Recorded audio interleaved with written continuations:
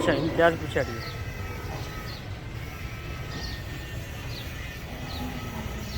आज दूध का आलमी दिन है और यकीनन इस दूध के आलमी दिन के मौके पे हमें इन लोगों को सस्ता दूध फराहम करने के लिए एफर्ट्स करनी चाहिए, कोशिश करनी चाहिए।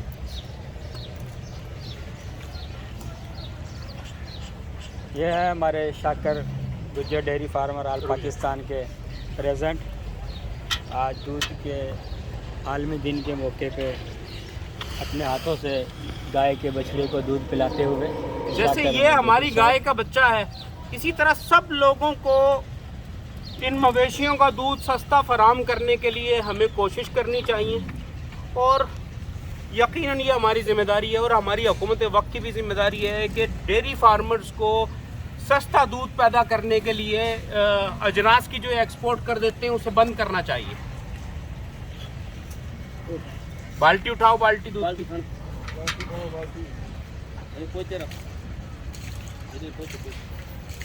शाकर भाई, ये आप क्या कहना चाहते हैं, क्या पैगाम देना चाहते हैं आज के दिन आलमी दिन, दूध के आलमी दिन के मौके पे?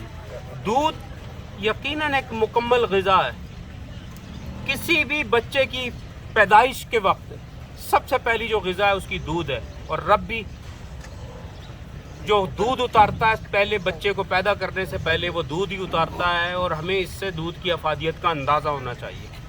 जज़ाकल्लाह। ये थे हमारे